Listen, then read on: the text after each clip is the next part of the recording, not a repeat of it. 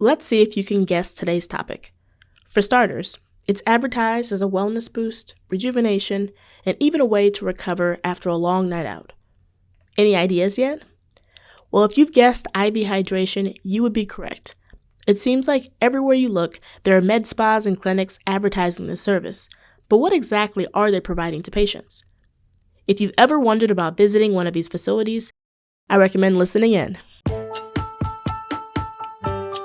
You're listening to MedBoard Pulse, a podcast by the State Medical Board of Ohio.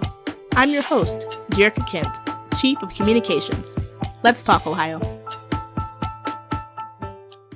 Hello, and thank you for listening to MedBoard Pulse.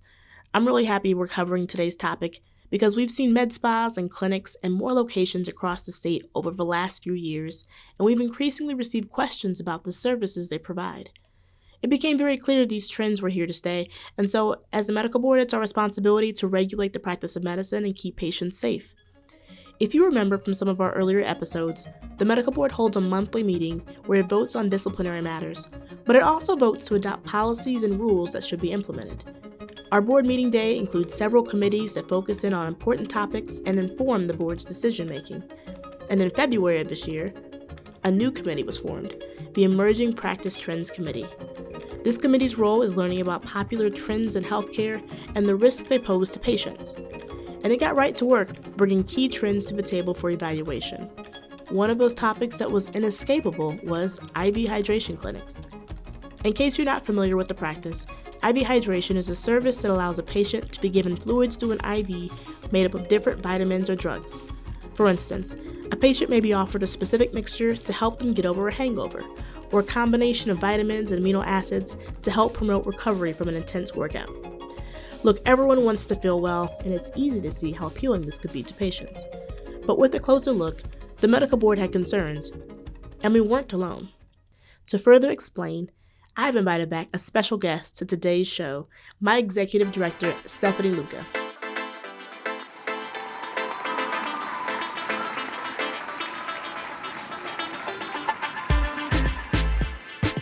Stephanie, if you remember, you were my first guest on the first episode of MedBoard Pulse back in April of 2024, so a long time ago. Thank you for coming on the show to tackle this topic. You've been with the board about 6 years now, Stephanie. Can you believe that? Can you put into words now how the mission of the board informs the decisions that it makes on a daily basis? Sure. Thanks for having me back, Jerica. The State Medical Board of Ohio is here to protect patients. You can hear that in our conversations at board meetings. You see that on our website. You see that in the data that we publish and in different things that come out in our social media posts. This board cares about protecting patients. We do that through licensure, making sure we're licensing eligible and qualified individuals. And we also do that through enforcement. So if people are not safe, we then take regulatory actions to ensure that that person's practice is either limited or perhaps that they can no longer practice at all. The board also has a lot of policy discussions around keeping patients safe.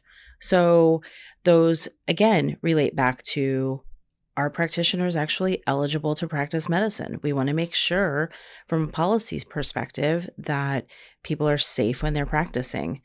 There are certain areas of medicine that we'll talk about policies. Like, for example, telehealth. When telehealth really became a big thing in 2020 and 2021. Oh, I remember that. The board had a lot of discussions about the safe practice of telehealth. And the result of those discussions were laws and rules and board decisions that have come out since. So those are the kind of things that we're talking about, all in the name of patient protection.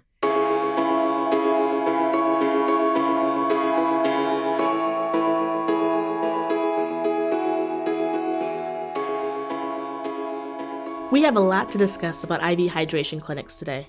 But before we do, let's head to our Medical Minute segment with Dr. O'Neill and find out what he has to share with us today.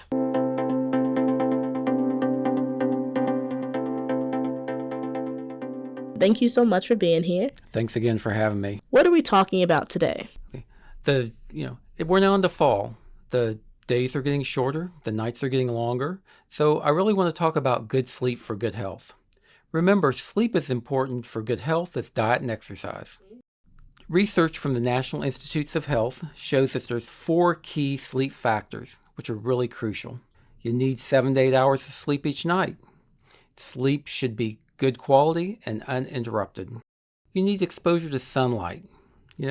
Not too much, but you need that exposure every day to get great sleep at night. You need to have a regular bedtime and a wake time every day of the week. Even on the weekend? Even on the weekends. Oh, no. Yeah. Most people want to sleep in on Saturday and Sunday, but you need that regular go to bed time and wake up time. And it's really important if you lay down, try to go to sleep, and you've not gone to sleep within 20 minutes, you need to get back up. Don't turn on electronics. Don't turn on the TV. Listen to some music. Read a book. Try to do something relaxing to make you sleepy again. People often think that sleep is just downtime. It gives your brain time to rest. But your brain is still working when you sleep. For example, sleep helps your brain prepare you to learn, to remember, and to create. Everything from blood vessels to the immune system, use sleep to repair. And if you don't get enough sleep, those processes are going to be disturbed. So it really is important to get good sleep. Well, I feel like we all have some homework to do to become more rested and make sure that our brains are reaching full capability. Dr. O'Neill, thank you so much for sharing your expertise today. I'm always happy to be here, Jerica.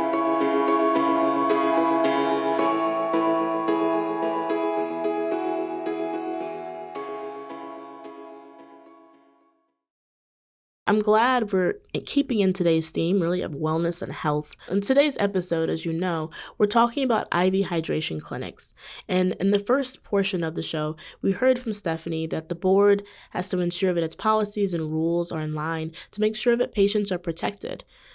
My question to you now, Stephanie, is how did IV hydration kind of surface as an issue or really get on the board's radar? IV hydration got on the board's radar because of the proliferation of businesses doing IV hydration. You can search for an IV hydration clinic in your area, and you're guaranteed to find one not very far from you. They're popping up everywhere. We see IV hydration clinics in strip malls. We see them as standalone businesses. We see them even at some events. You might be at a concert and there might be a pop-up booth where you can stop and get an IV hydration drip.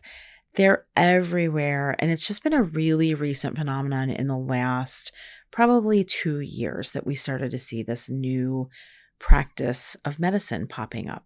So it sounds like they are very prevalent right now.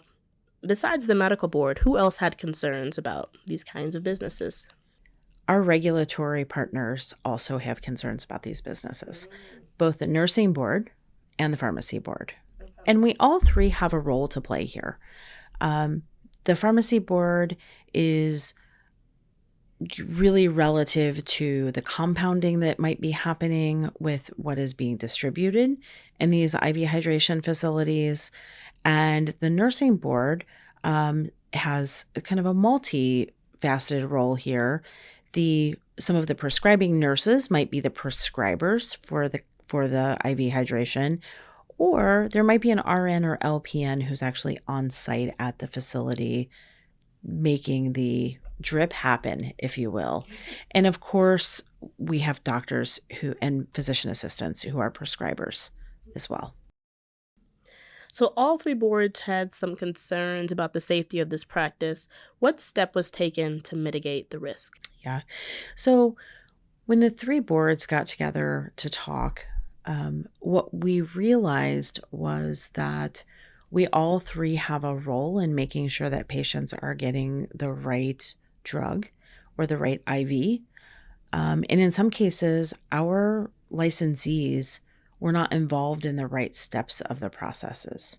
And so we thought it was fair as regulatory boards to say, we need to make it clear to the world what the pharmacy board thinks needs to happen in an IV hydration facility, what the medical board thinks needs to happen, and what the nursing board thinks needs to happen, so that anybody who's operating one of these clinics understands that these are the things that you need to do to meet the regulatory standards.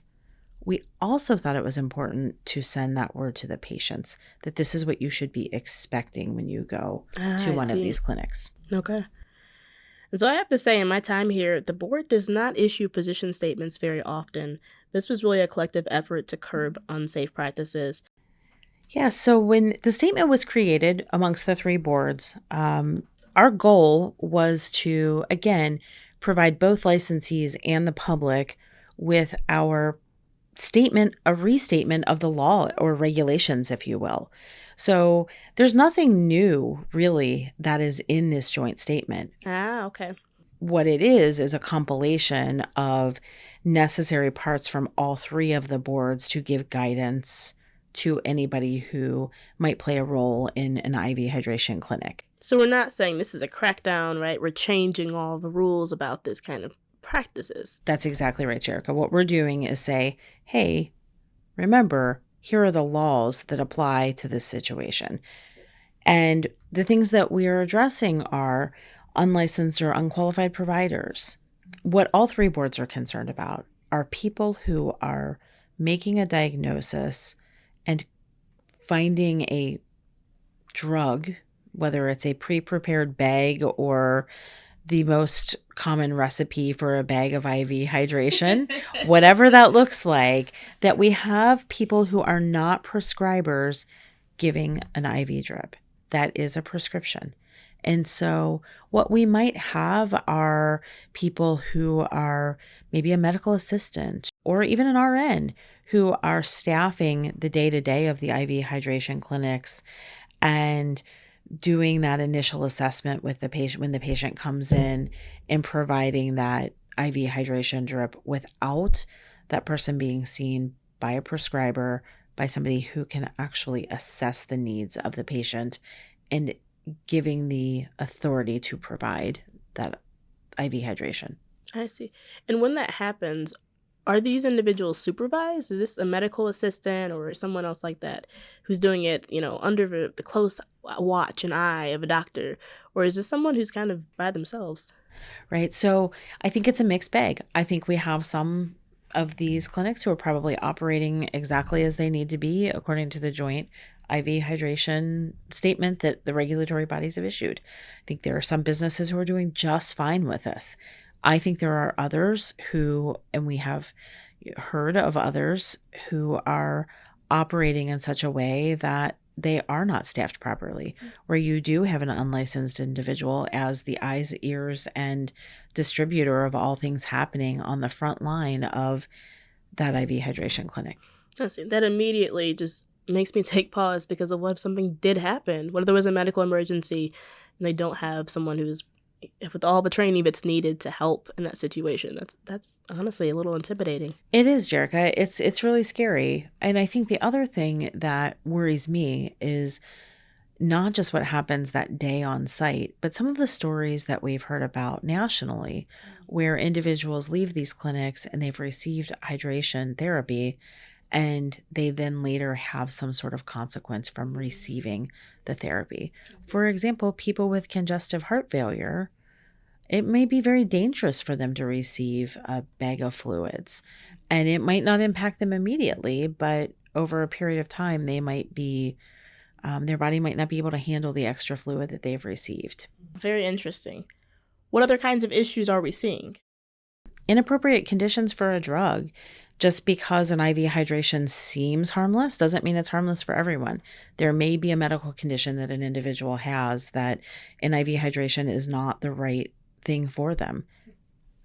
We're concerned about who's making a diagnosis to say that this IV hydration is actually necessary. A patient shouldn't be walking in and just saying, I need this. There should actually be a medical reason for the IV hydration. Oh, that feels like that's not what the advertisement says. That's correct. That's why we're putting out the joint statement. Yes, yes. And I think we're also concerned about the generic administration of drugs, right? So just kind of saying one size fits all for everyone, where if you go to your prescriber, your physician, your nurse practitioner, or your physician assistant, They're not just saying, I give everybody the same drug. They're actually having a conversation with you and doing a diagnosis, hopefully, and finding the right treatment for you. This really leads me to wonder then, what are the reasons that people are coming into these clinics? What kind of health issues are they trying to, improve or whatever when they're coming in? Yeah. So we see the gamut of reasons. But, typically, if you're dehydrated and you get fluid, you feel better. There is no doubt about that. It's sort of the drink your water thing, right? We all walk around with water bottles now. So, yeah, you're going to feel better if you get some fluids. However, what we're seeing the clinics and even the pop-up clinics, they're being advertised to people who may have a hangover, maybe too much to drink one night. And so they might go get an IV fluid with a couple vitamins, maybe throw in some anti-nausea medicine in there, and they start to feel a little bit better, a little faster. I see. We're seeing them where people need energy. I think there have been some recent videos on social media. It's sorority rush season. And we're seeing where, there are pop-ups of IV hydration to get the attendees through the rush events, because it can be such a long, arduous day for them. Oh my goodness. So we're sort of seeing it as a quick fix to I might be dehydrated and this is going to make me feel better quickly. And then finally, and I think probably most important from the medical board's perspective, is the standard of care. Are we making sure that we're actually treating this with the right processes that need to happen to make sure that somebody is receiving a drug appropriately? Is there a diagnosis? Are we doing an evaluation? Are we making sure that those drugs are appropriate? So that standard of care is really kind of an accumulation of all of those other pieces where we're giving individualized medical care, as opposed to somebody walking in and saying, I'm feeling a little lethargic today, and just being handed a bag of something to pump into their body. And Jerica, as we talk about standard of care and we think back about why are these things popping up, right? You want to feel better. It's convenient. It may be quick. But I think what worries us is that patients should expect more from their standard of care.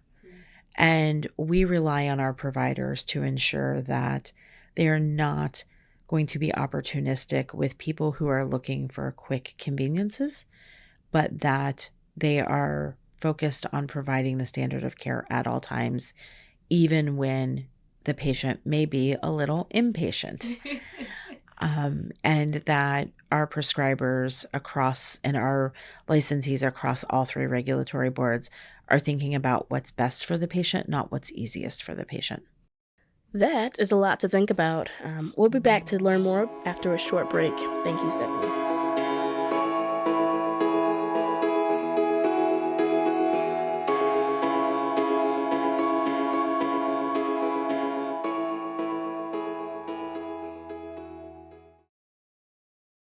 It's not easy to recover from injury or illness when you're struggling to pay utility bills. That's why Ohio offers a 30-day medical certificate that can delay disconnection from a state-regulated electric, natural gas, or water utility. This safeguard can be used up to 3 times in a rolling year and requires the signature of a medical professional. Learn more about medical certificates and other utility assistance programs at puco.ohio.gov/utilityhelp. Transparency is critical to patient safety. The Medical Board provides data that shows the number of submitted and closed complaints, citations and settlement agreements, and allegations of licensee misconduct. To learn more, visit med.ohio.gov and click the tab for the public. All right, we're back with Stephanie Loucka, Executive Director of the State Medical Board of Ohio, and we're talking all about IV hydration clinics today. Stephanie, I'm a patient, right? I've heard about these things. I've listened to the commercials. I've seen the people with such exuberance and energy. What should I be looking for if I'm a patient walking into one of these facilities? I'm so glad you asked that question, and I hope every patient asks that question. What you should be looking for might not be what you see. So remember that.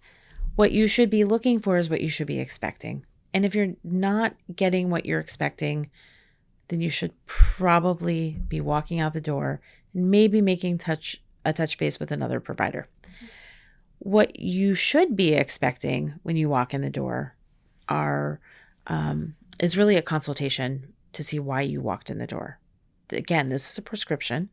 This is you are being diagnosed with something, and there should be more than a paper form for you to fill out and check some boxes to say, this is who I am. There should be some sort of patient evaluation done where somebody who is a prescriber is doing an evaluation of you to make sure that you really need the drip that they have advertised for you. They should be asking you questions about your health history and making sure that you don't have anything that is going to cause some sort of adverse effect if you do receive the fluid. They should be making a determination of whether you really need the fluid, or do you just need to go home and take a couple of ibuprofen and drink some water, perhaps. Who knows? Take a nap. Take a nap.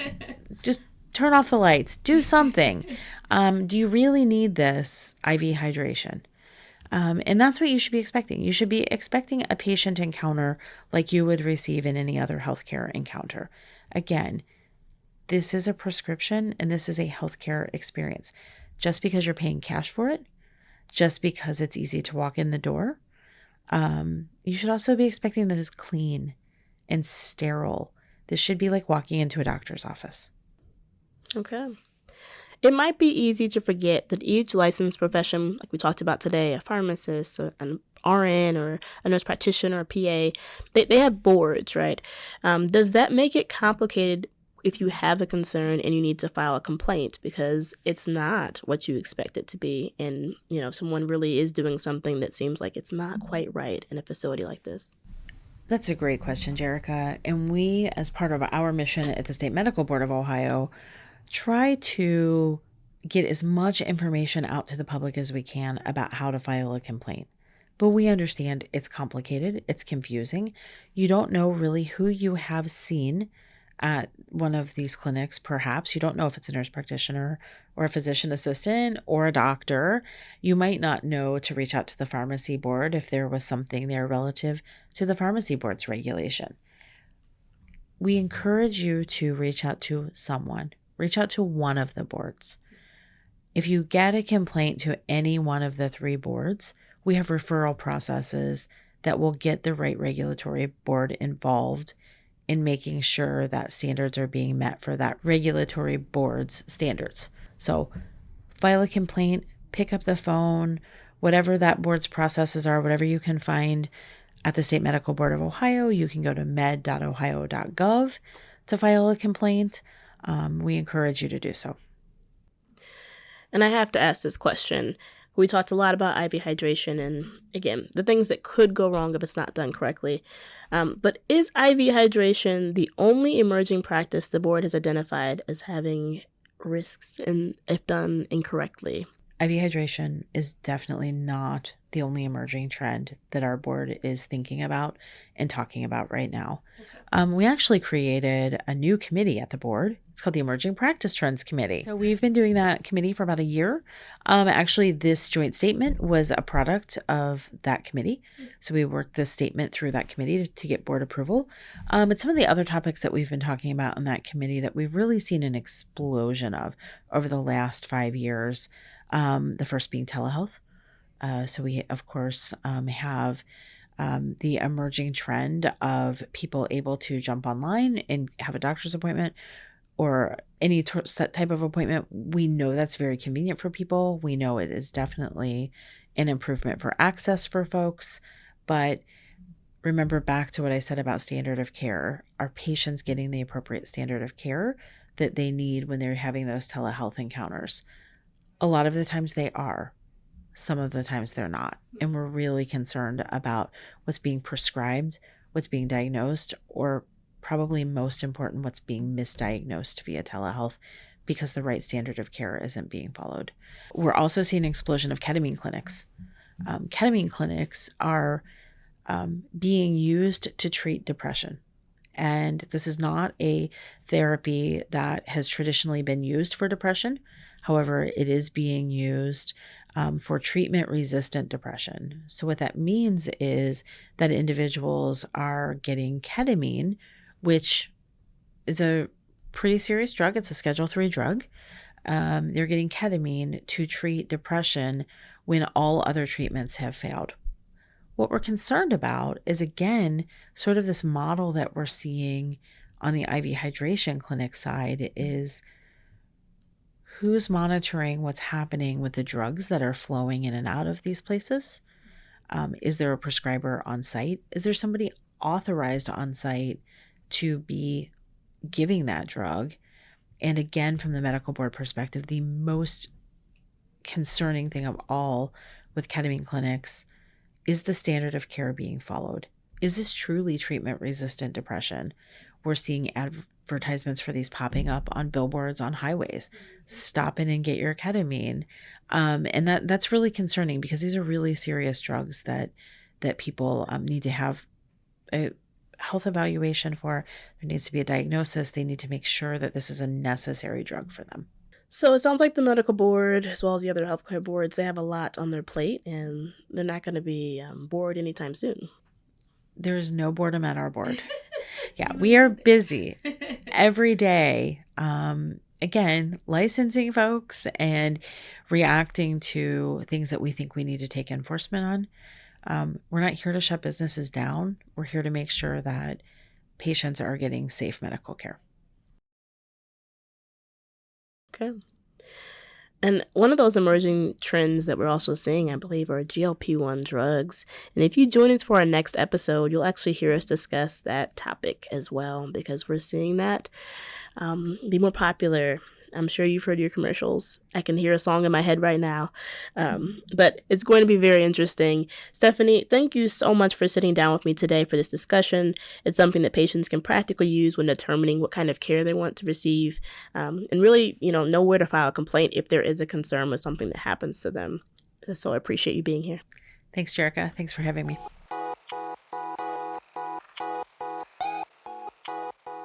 Well, today we talked about getting a good night's sleep and also making decisions about the services you receive. We hope you've learned some helpful information in the episode. Without a doubt, the board takes its responsibility of protecting the public very seriously, especially when it comes to patients making wise decisions about their healthcare. So when we talk about some of the latest trends in healthcare, like IV hydration, know that this kind of practice is not going away anytime soon. Interestingly enough, since beginning the production of this episode, the board took its first action against a provider employed by a hydration clinic because he failed to provide the appropriate oversight required. At the end of the day, we want you to be informed. So if you do find yourself in the doorway of a hydration clinic, stop and think. Are there licensed prescribers that can evaluate you and provide a prescription tailored to your needs? Are there people available to answer your questions? Are they creating a medical record for your treatment? Your body will thank you for the consideration.